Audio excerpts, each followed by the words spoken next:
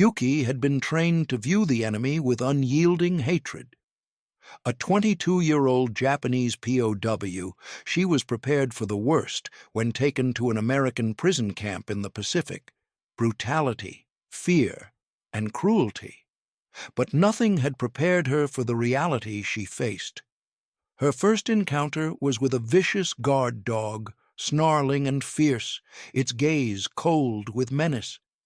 Yet, as the days passed, something unexpected happened. The dog's behavior softened, and so did Yuki's perception of the men who held her captive. Corporal Hawkins, the soldier in charge, treated his dog with a calm affection that unsettled everything Yuki had believed about the enemy. Through Hawkins' quiet patience and the dog's unspoken bond with him, Yuki was forced to confront a truth she had never anticipated. Mercy and humanity could exist even in the darkest corners of war. This simple, unexpected act of compassion would change her forever. The harsh reality of captivity begins to settle into her bones as she walks with the other women through the gates of the American prison camp. The air smells of fresh, salty ocean breeze, but it carries no comfort. Instead, it only serves to remind her that she is far from home, a prisoner in a strange land where everything, her survival, her honor, her very identity, is now uncertain. As she steps onto the dusty ground, the first thing she notices is the dog. It's enormous, a creature of pure muscle and fury. Its black fur glistens under the bright sun, and its growls reverberate in the silence, deep and menacing. It stands at attention, its sharp eyes scanning the newcomers, its teeth bared in a snarl that sends a jolt of terror through Yuki's chest. The soldiers move calmly around the dog, though Yuki's eyes are fixed on it. She had heard the stories of American cruelty, of the horrors that awaited them in captivity. The fear of being starved, tortured, and broken had been drilled into her for years. Her comrades warned her that it would be worse than death. And now, as she stands before the gate, she sees the dog, the vicious animal that will no doubt rip into anyone who dares challenge the authority of its master. It seems as if everything Yuki has been prepared for is coming to pass. But as the gates clang shut behind them and the dog does not lunge or attack, a strange confusion settles over her. It remains still, obedient to the man who stands just a few feet away. Corporal Hawkins, the soldier at the front, seems to hold the dog in check with nothing more than a soft word, an almost invisible movement of his hand. This is the first oddity Yuki notices. She expected the violence to be immediate, the brutality to be visible, but instead there is only the calm of Hawkins and the dog, which, while terrifying, does not seem to be the weapon she had imagined.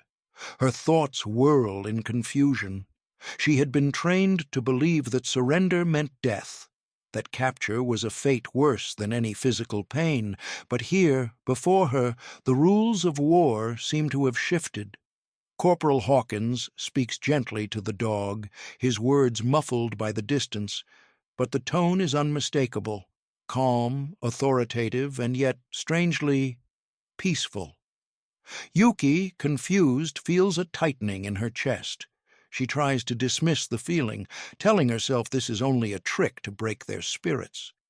She grips her hands together tightly, nails digging into her skin, trying to steady herself. As she and the others are led into the camp, the fear does not dissipate, but it does begin to shift.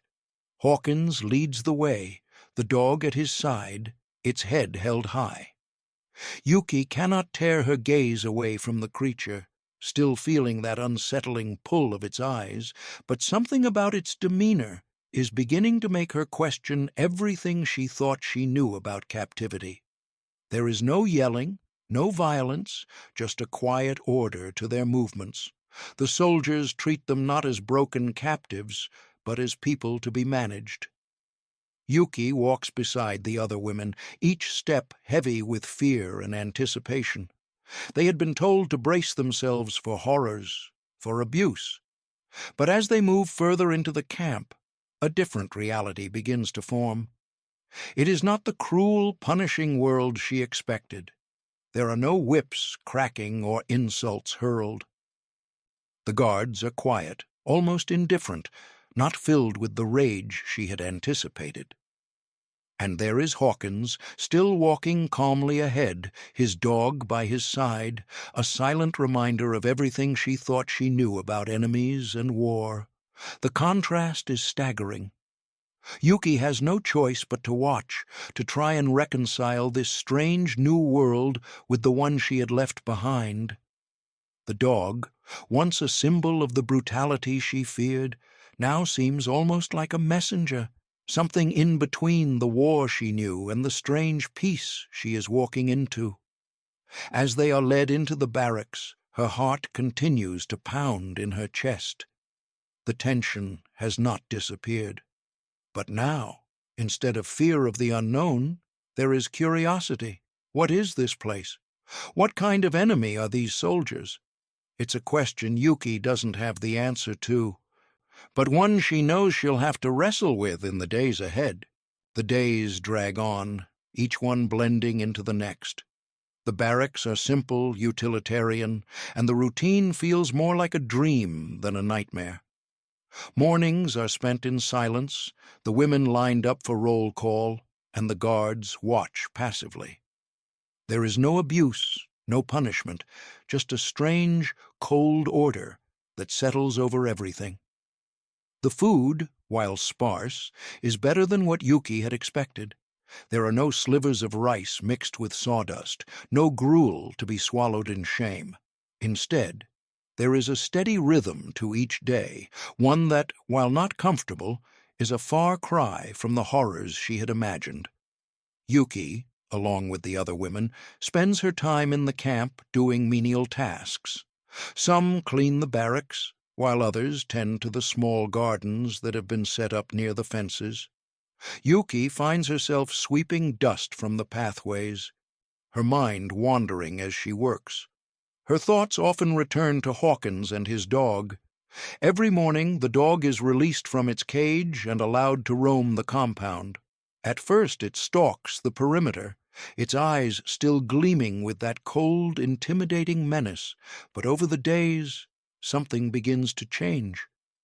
Yuki watches, intrigued but cautious, as the dog's behavior shifts. It no longer seems like the untamed beast that had once sent chills down her spine. Instead, it moves with a kind of gentle purpose, following Hawkins's every step. She can't help but notice how the dog's demeanor softens. Its growls become less frequent, its eyes less wild. There is a subtle obedience in the way it moves beside Hawkins, almost as if it is waiting for a command, a gentle guidance from its master.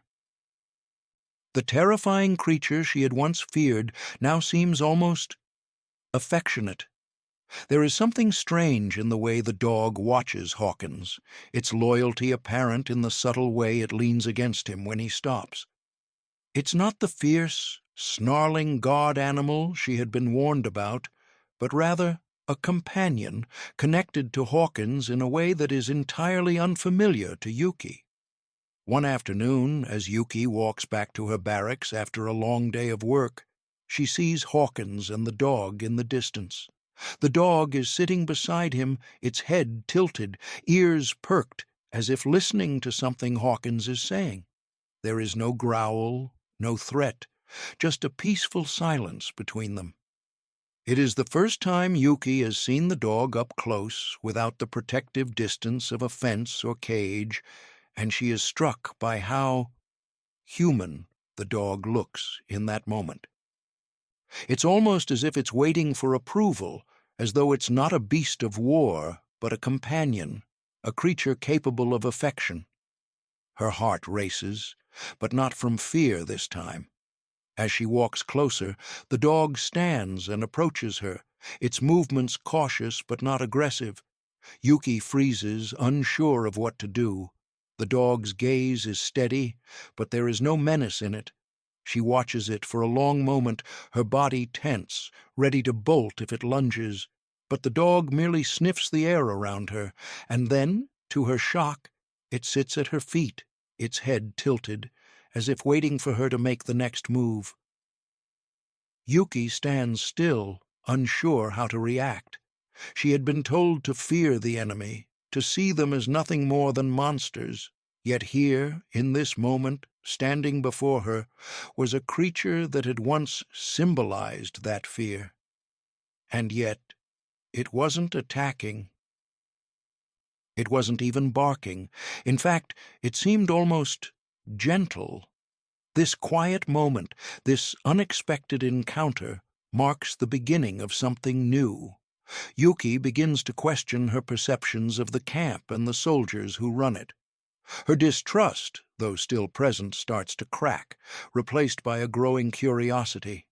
Hawkins's relationship with his dog has shown her a side of the enemy she could never have imagined. The dog, now behaving more like a loyal companion than a weapon of fear, challenges everything Yuki thought she knew about the people who held her captive. It's a strange, disorienting feeling. The walls Yuki had built around her heart to protect herself from this new world are beginning to falter. The dog's loyalty, Hawkins' calm authority, and the absence of the cruelty she had been promised are all pieces of a puzzle she doesn't know how to solve. But she knows this: something is changing, and she can no longer deny it. The next morning, Yuki finds herself standing alone in a corner of the camp, her thoughts a tangled mess of confusion and disbelief. She's always been taught that surrender is dishonor, that to be taken prisoner is worse than death. Her training, her beliefs, have always been her armor, the walls that kept her from breaking. Yet the more she watches Hawkins and his dog, the more those walls begin to crumble. Each small interaction, each moment where the dog shows affection instead of aggression, chips away at the foundation of what she thought she knew about the enemy. Yuki's mind races. She knows she should feel fear. The soldiers, the dog, everything about this situation tells her that she should remain vigilant, that she should never let her guard down, but instead she feels an odd mix of curiosity and unease. How could she trust what she's been taught? How could she trust her own instincts when every action she witnesses contradicts everything she believed was true? Hawkins speaks to her softly, his words unintelligible but the tone unmistakable. "It's okay," he says gently. "He's not going to hurt you." The voice is the same calm, soothing tone he uses with the dog, and for a moment Yuki feels a wave of confusion wash over her. She wants to stay distant, to remain on edge, but there's something in Hawkins's presence, something in the way he commands his dog, that makes her hesitate. His voice isn't laced with malice or triumph, but with something else, something that feels far too foreign to her, far too human.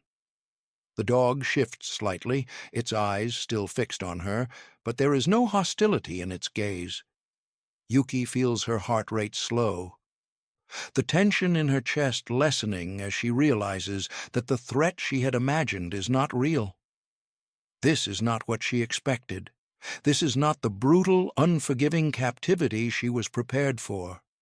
And yet, as much as she wants to deny it, she feels a strange sense of vulnerability in this moment. Her breath catches in her throat as she stands frozen, facing the dog. Her body tells her to run, to flee, to maintain the safety of the walls she has built around herself for so long. But something deeper pulls at her, something she can't quite explain. The dog, once an agent of fear, now seems to hold a different purpose. It's not just a beast of war. It's a creature capable of trust, capable of loyalty. Yuki feels her breath steady, her muscles relax, and for a brief moment, the confusion that has ruled her since she arrived in this camp begins to fade. This moment, this unexpected small encounter, is the beginning of her breaking point. The walls she has clung to for so long begin to crumble, and with them, so does her certainty. What does it mean to be a prisoner? What does it mean to be human? These are the questions she must now face. The dog, once an instrument of fear, now becomes something else, a bridge between her past and a future she does not yet understand. And as Hawkins watches her, his dog at his side, Yuki realizes that the hardest thing she will face here is not the captivity, but the battle within herself to let go of the fear that has defined her for so long. The days blur into one another, each passing with a strange new rhythm. Yuki finds herself becoming more accustomed to the camp's routine, a rhythm that is neither cruel nor harsh, but almost too ordinary, too human. The fear she once clung to now feels distant, as though it belongs to a past life, a past self. Each day, her guard lowers a little more, not because she has forgotten her captivity or the war that brought her here, but because she is beginning to understand that not all things are as they seem. Hawkins's steady presence is part of that change. He doesn't force anything. He doesn't demand respect or loyalty. Instead, he offers it quietly, without expectation. And in return, Yuki finds herself slowly, imperceptibly, beginning to trust him. At first, it was the small things, his calm tone when speaking to the other prisoners, his quiet authority when handling the dog, and the rare moments when he would offer a nod or a smile that, though brief, felt like a gesture of kindness. Yuki had been taught to believe that such gestures were weakness. To show kindness to an enemy was to lose. But with Hawkins there was no sign of weakness. His kindness was not born from pity, but from something deeper, something Yuki could not yet understand. It was as though he saw her not as a soldier to be broken, but as a person worthy of dignity, something she had not expected to find in her captor. And the dog, Hawkins' dog, began to play a larger role in this transformation. The creature, once terrifying and foreign, began to feel like a companion rather than a threat. It still stood by Hawkins's side, its dark eyes constantly watching, its body poised and alert. But there was no longer an immediate sense of danger in its presence. Yuki had seen it approach the other prisoners, its head lowered, its tail twitching in a way that suggested curiosity, not aggression. In those moments, the dog seemed more like a reflection of Hawkins himself, calm, patient, and strangely comforting. The bond between the two became clearer with each passing day. Hawkins trusted the dog, and in turn, the dog seemed to trust him. Yuki was torn. Her loyalty to her homeland, to the teachings of her past, still gripped her heart, even as she felt the first stirrings of doubt.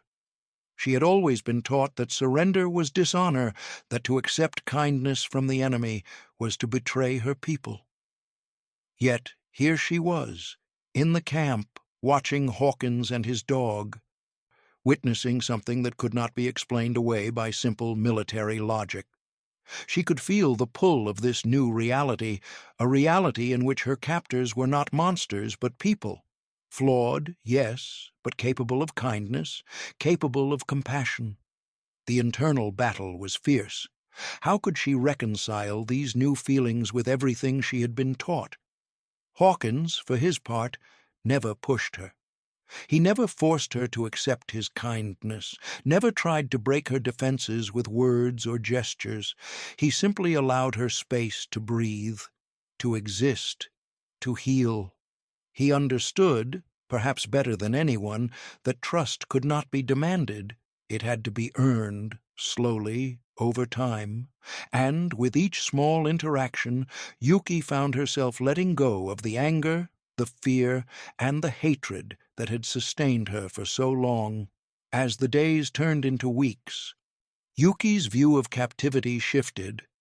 It was no longer a place of fear and degradation, but one where, despite the circumstances, something resembling life could still be found. The walls she had built around herself were starting to crumble, one small piece at a time, and in their place, something new was growing, a recognition of her own vulnerability and a fragile understanding that maybe, just maybe, there could be humanity even in the most unlikely of places. The dog, in its quiet way, had bridged the gap between enemy and prisoner, between fear and understanding, and Hawkins, quiet, patient, steadfast, had shown her that perhaps the greatest strength lay not in domination, but in the courage to show vulnerability. It was a lesson she had never expected to learn in captivity, but one that would forever change her understanding of the world.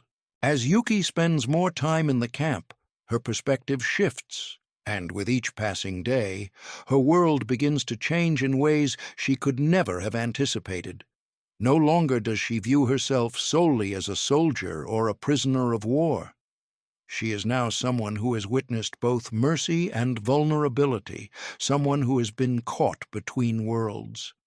The harsh lines that once divided her from her captors have begun to blur, and she no longer feels like the woman she once was. The walls she had so carefully constructed in her mind, those walls built on years of war and training, now feel foreign, like something she had put up in a different lifetime. Hawkins, too, has changed in her eyes. At first, he had been just another soldier, part of the enemy force that she had been taught to despise. But now, as she watches him interact with his dog, as she sees him quietly observing the camp with an air of patience and quiet authority, Yuki begins to understand him in a way she never thought possible. He is not just a soldier, he is a man, one who is capable of compassion and gentleness. He has proven to her that humanity is not confined to one side of the war. His connection with his dog, so silent and unspoken, reveals a depth to him that Yuki had missed in her initial judgment. She begins to see in him a reflection of her own humanity, a recognition that despite everything, they are not so different after all. In the quiet moments when she lies awake on her cot, Yuki reflects on the things she has seen and felt during her time in the camp. She realizes that the war had not only taken lives, it had stripped her of the ability to truly see others. She had become so focused on survival, so focused on winning, that she had forgotten to see the people around her as more than just enemies. But now she sees them for what they are. Human beings, just like herself. The prisoners, the guards, even Hawkins, they are all part of the same struggle. They are all just people caught in the web of war. And in this new understanding, Yuki begins to feel a quiet peace settling over her. The conflict that once raged in her heart, the conflict between loyalty to her country and the compassion she now feels for her captors, begins to dissolve, replaced by a profound sense of clarity. The peace she feels is not loud or triumphant.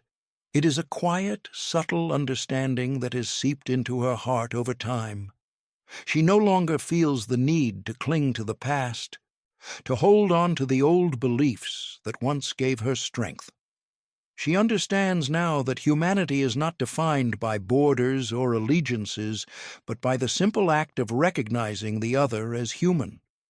She sees it in Hawkins, in the way he treats his dog, in the way he interacts with the prisoners. She sees it in herself, too, as she lets go of the hatred that once consumed her. And with that release, she finds peace, not in the absence of war, but in the acknowledgement of the shared humanity that exists in all of them.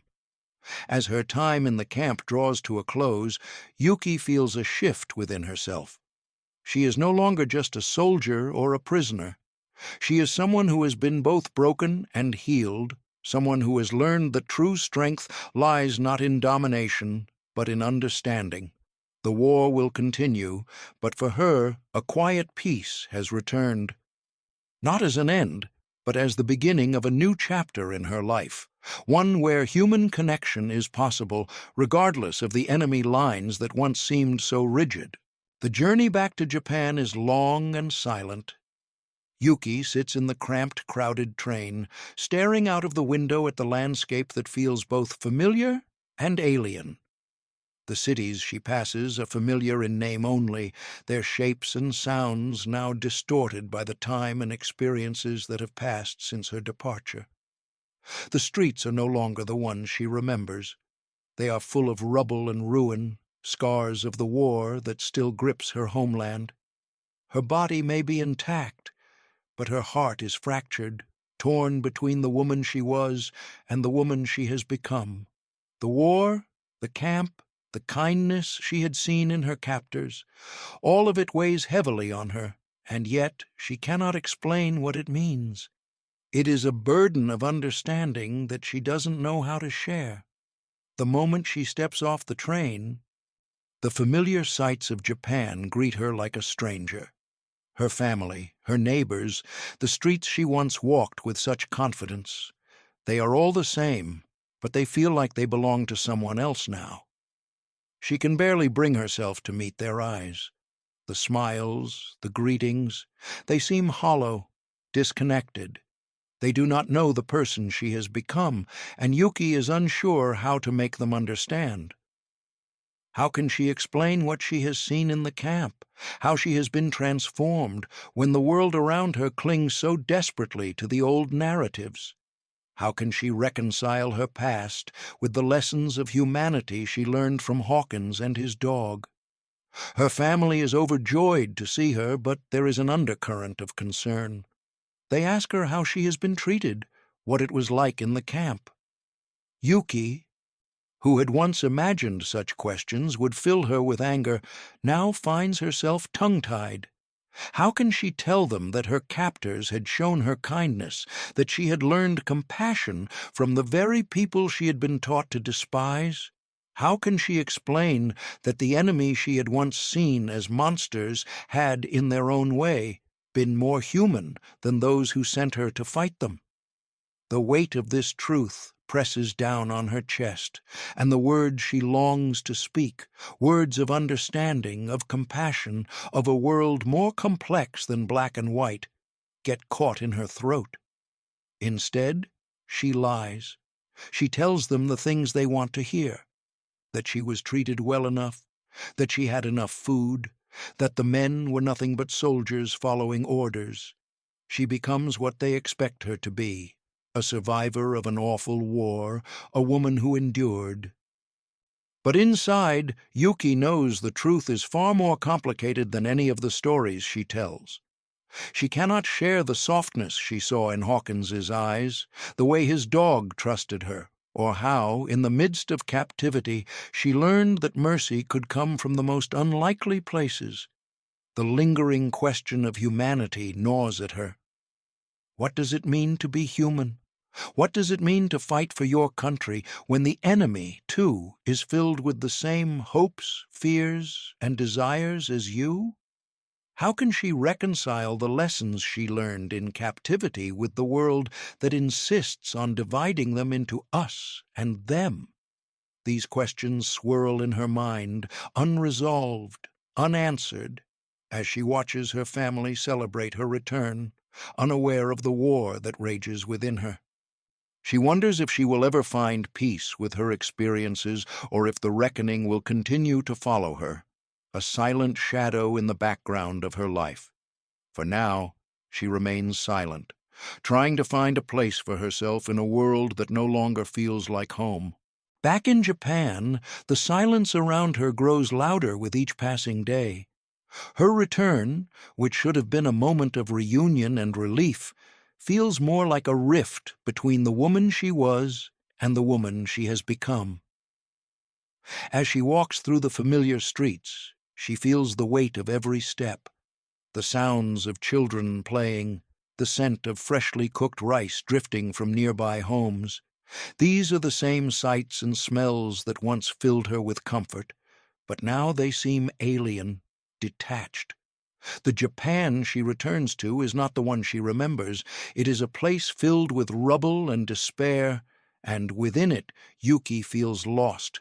Her family greets her with open arms, their joy at her return palpable.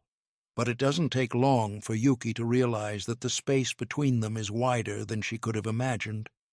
They see her as a soldier, a survivor, someone who endured the horrors of war and returned home safely.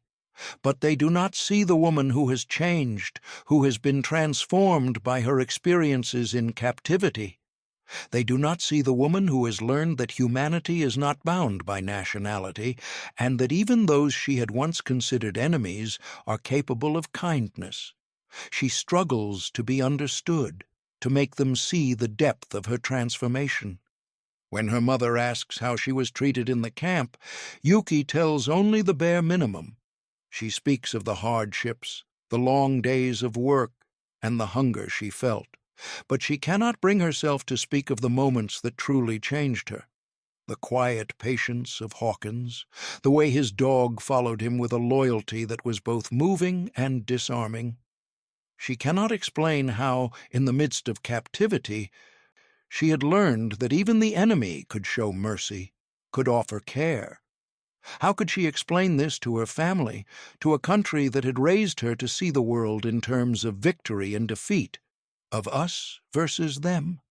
Her family listens to her with concern, but there is a distance in their eyes. They cannot fathom the reality she has lived. They still cling to the stories they've been told about the Americans, about the enemy. They have not seen what she has seen, nor can they understand the internal battle she now faces. Yuki's struggle to reconcile her newfound beliefs with the expectations of those around her becomes an isolating force. The emotional conflict weighs heavily on her chest, as if she is living in two worlds, one that still holds on to the rigid lines of the past, and another that is slowly emerging in the cracks of her understanding. The dog, too, has become a symbol of this change. It is an image she cannot shake. Its dark eyes, its calm presence beside Hawkins. In her mind, it represents everything that has shifted within her. The dog had once been a terrifying figure, an embodiment of the cruelty she had been taught to expect from her captors. But it became something else during her time in the camp. A creature capable of loyalty, of affection, of a bond that transcended the boundaries of war. The dog's quiet trust in Hawkins became a mirror of the trust she learned to place in him, and in the humanity that exists even in the darkest of circumstances.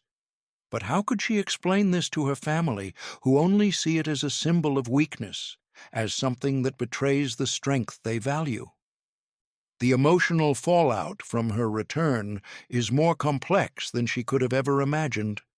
Her heart aches as she watches her family and friends cling to old beliefs, to old fears, and she realizes that there may be no way for them to understand her. The walls she had so carefully built around her heart are now as much a prison as the camp she left behind. She longs to be seen for who she has become, but in a world that insists on keeping things black and white, she is lost in the gray. Yuki lies awake at night, staring at the ceiling of the small room that once felt like home, now strangely unfamiliar. The sounds of the city outside, laughter, chatter, the calls of vendors, are distant, muffled by the weight of her thoughts.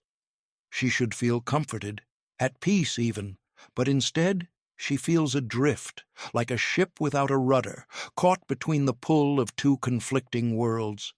The war, her experiences as a POW, the kindness she received in captivity, it all lingers in her mind, a storm of emotions that she cannot seem to quiet.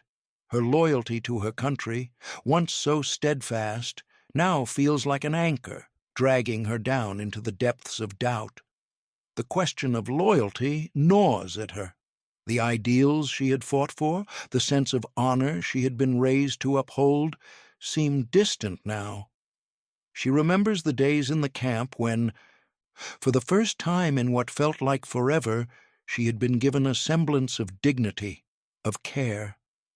She had seen something in Hawkins and his dog that was undeniably human, undeniably real.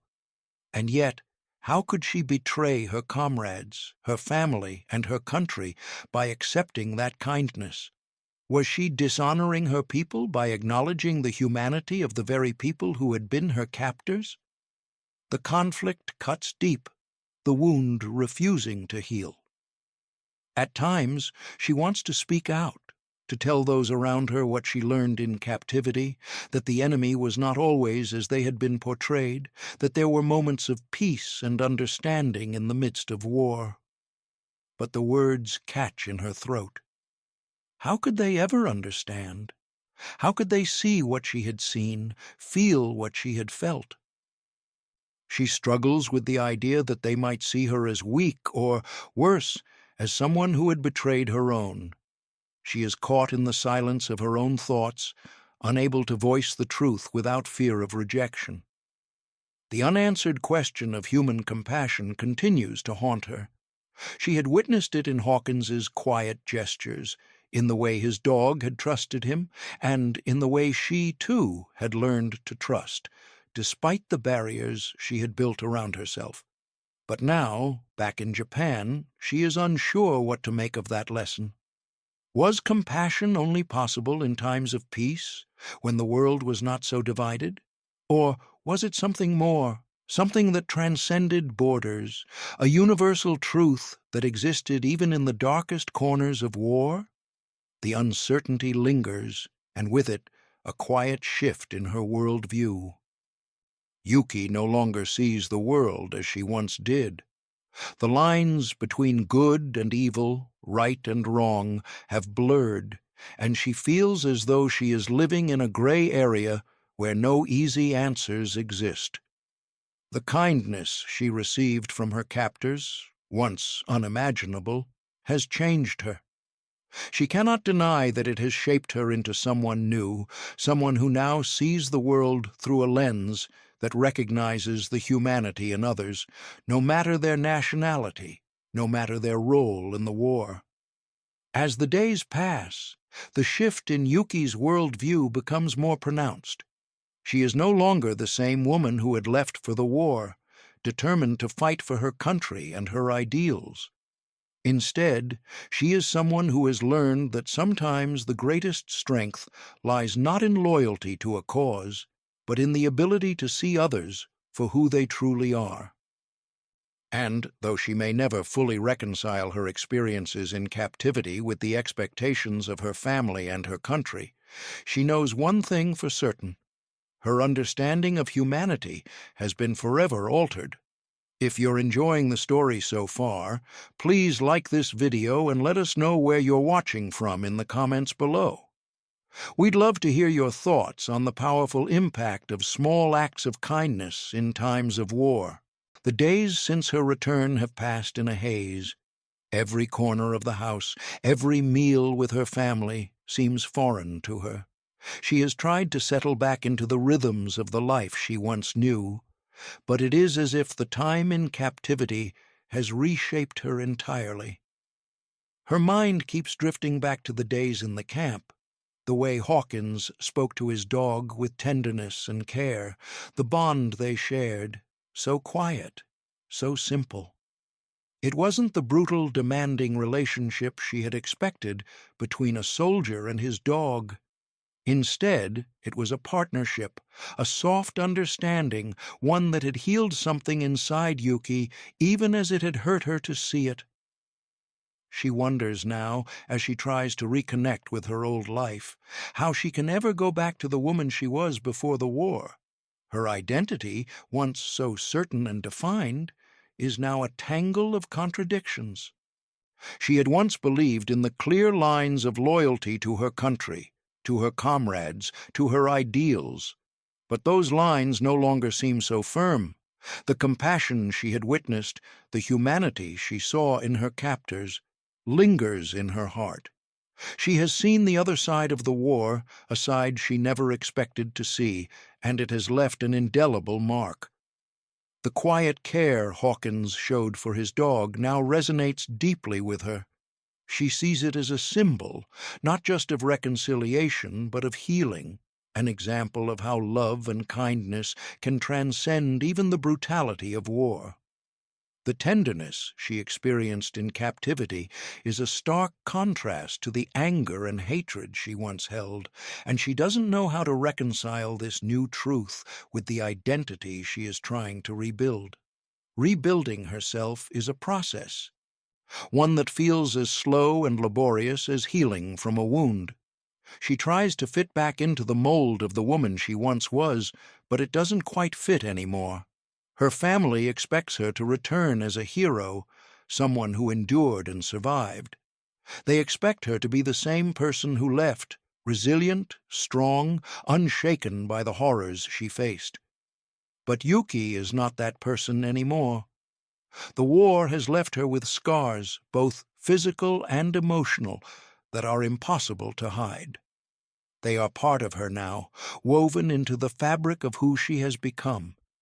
She carries them with her like shadows that stretch long into the night, reminders of everything she has seen and learned.